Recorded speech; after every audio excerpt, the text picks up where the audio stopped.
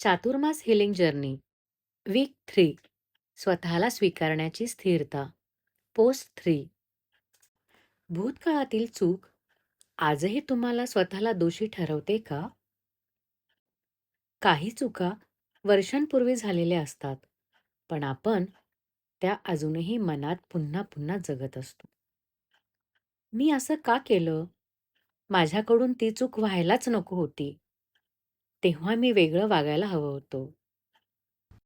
आज परिस्थिती बदलू शकत नाही, पण स्वतःला दोष देत राहून भूतकाळ बदलतो का?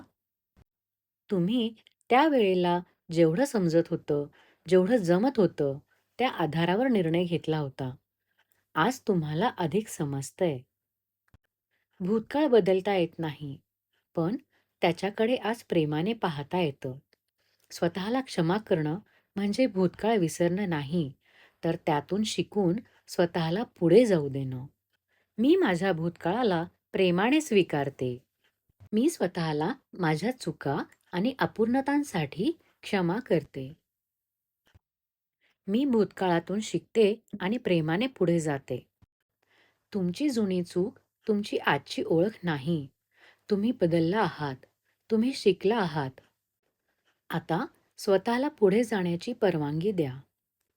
आज स्वतःला एक शब्द द्या. क्षमा, स्वीकार, मुक्ती, विश्वास. कमेंटमध्ये नक्की सांगा.